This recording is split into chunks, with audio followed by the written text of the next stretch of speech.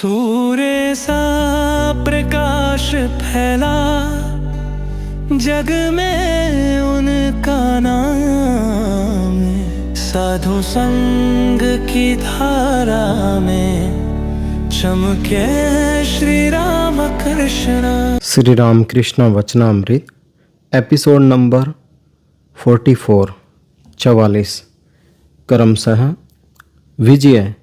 जो लोग वेदांत विचार करते हैं वे भी तो उन्हें पाते हैं। श्री राम कृष्ण। विचार मार्ग से भी वे मिलते हैं, इसी को ज्ञानियों कहते हैं। विचार मार्ग बड़ा कठिन है। सप्तम भूमि की बात तो तुम्हें बतलाई है। सप्तम भूमि पर मन के पहुँचने से समाधि होती है। ब्रह्म सत्य, जगत मिथ्या, यह बोध होने पर मन का लय होता है, समाधि होती है। परंतु कलयुग में जीवों का प्राण अनगत है। ब्रह्म सत्य, जगत मिथ्या का बोध फिर कैसे हो सकता है? ऐसा बोध देह बुद्धि के बिना दूर हुए नहीं हो सकता। मैं न शरीर हूँ, न मन हूँ, न 24 तत्व हूँ। मैं सुख और दुख से परे हूँ। मुझे फिर कैसा रोग, कैसा शोक, कैसी जरा, कैसी मृत्यु, ऐसा बोध कलिकाल में होना कठिन है। चाहे जितना विचार करो, देहात्म बुद्धि कहीं न कहीं से आ ही जाती है। बड़ के पेड़ को काट डालो, तुम तो सोचते हो कि जड़ समेत उखाड़ फेंका, पर दूसरे दिन सवेरे उसमें कनखा निकल ही हुआ देखोगे। देहाभिमान नहीं दूर होता, इसलिए कलिकाल में भक्ति योग अच्छा है, सीधा है। और मैं चीनी बन जाना नहीं चाहता। चीनी खाना ही मुझे अच्छा जान पड़ता है। मेरी कभी यह इच्छा नहीं होती कि कहूँ कि मैं ही ब्रह्मा हूँ। मैं तो कहता हूँ तुम भगवान हो, मैं तुम्हारा दास हूँ। पांचवी और छठी भूमि के बीच में चक्कर काटना अच्छा है। छठी भूमि को पार कर सप्तम भूमि में अधिक देर तक रहने की मेरी इच्छा नहीं होती। मैं उनका नाम गुण कीर्तन करूँगा, यही मेरी इच्छा है। सेव्य सेवक भाव बड़ा अच्छा है। और देखो, ये तरंगे गंगा ही की है, परंतु तरंगों की गंगा है ऐसा कोई नहीं कहता। मैं वही हूँ, यह अभिमान अच्छा नहीं। देहात्म बुद्धि के रहते ऐसा अभिमान जिसको होता है उसकी बड़ी हानि होती है। फिर वह आगे बढ़ नहीं सकता, धीरे धीरे पतित हो जाता है। वह दूसरों की आँखों में धूल झोंकता है, साथ ही अपनी आँखों में भी। अपनी स्थिति का हाल वह नहीं समझ पाता। भक्ति के 2 प्रकार है, उत्तम अधिकारी, ईश्वर दर्शन का उपाय। परंतु भेड़िया धसान की भक्ति से ईश्वर नहीं मिलते। उन्हें पाने के लिए प्रेम भक्ति चाहिए। प्रेम भक्ति का एक और नाम है राग भक्ति। प्रेम या अनुराग के बिना भगवान नहीं मिलते। ईश्वर पर जब तक प्यार नहीं होता तब तक उन्हें कोई प्राप्त नहीं कर सकता। और एक प्रकार की भक्ति है, उसका नाम है वेदी भक्ति। इतना जप करना होगा, उपवास करना होगा, तीर्थ यात्रा करनी होगी, इतने उपचारों से पूजा करनी होगी, बलिदान देना होगा। यह सब वेदी भक्ति है। इसका बहुत कुछ अनुष्ठान करते करते क्रमशः राग भक्ति होती है। जब तक राग भक्ति न होगी तब तक ईश्वर नहीं मिलेंगे। उन्हें प्यार करना चाहिए। जब संसार बुद्धि बिल्कुल चली जाएगी, 16 आने मन उन्हीं पर लग जाएगा, तब वे मिलेंगे। परंतु किसी किसी को राग भक्ति अपने आप ही होती है, स्वतः सिद्ध। बचपन से ही वह ईश्वर के लिए रोता है। जैसे प्रहलाद। विधिवादीय भक्ति कैसी है? जैसे हवा लगने के लिए पंखा झलना। हवा के लिए पंखे की जरूरत है, ईश्वर पर अनुराग उत्पन्न करने के लिए जप, तप, उपवास आदि विधियां मानी जाती हैं, परंतु जब दक्षिणी हवा आप बह चलती हैं तब लोग पंखा रख देते हैं। ईश्वर पर अनुराग, प्रेम आप आ जाने से जप, तप आदि कर्म छूट जाते हैं।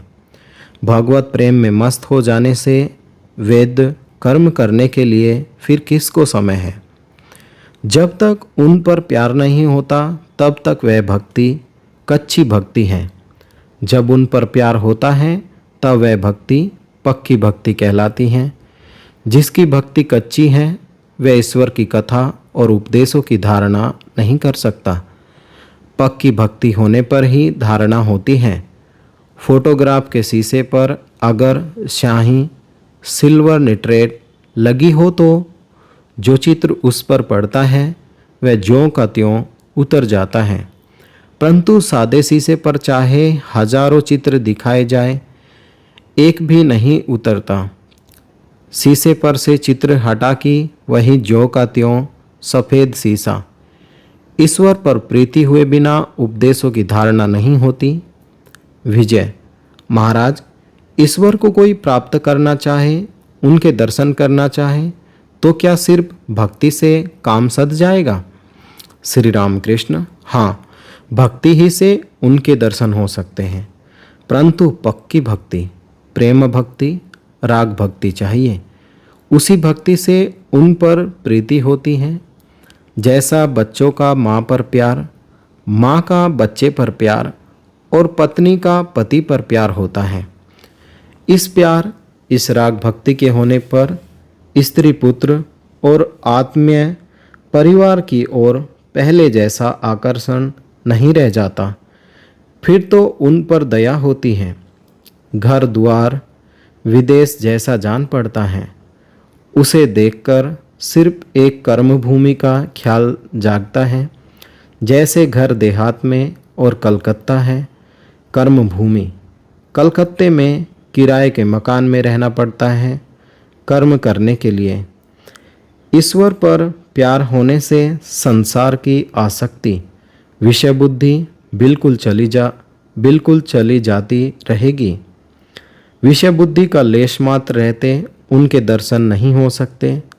दिया सलाई अगर भीगी हो तो चाहे जितना रगड़ो वह जलती ही नहीं। 20 दिया सलाई व्यर्थ ही बर्बाद हो जाती हैं। विषयासक्त मन भीगी दिया सलाई है।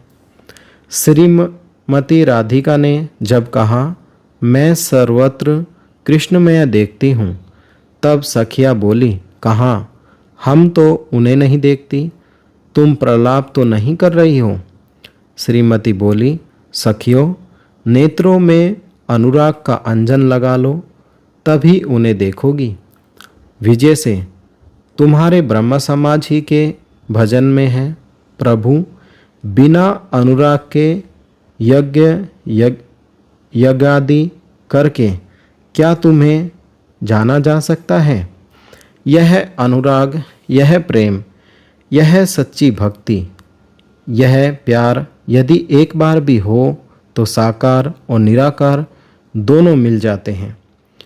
ईश्वर दर्शन उनकी कृपा बिना नहीं होता। विजय महाराज, क्या किया जाए जो ईश्वर दर्शन हो? श्री राम कृष्ण, चित्त शुद्धि के बिना ईश्वर के दर्शन नहीं होते। कामनी कांचन में पड़कर मन मलिन हो गया है, उसमें जंग लग गया है। सुई में कीच लग जाने से उसे चुंबक नहीं खींच सकता।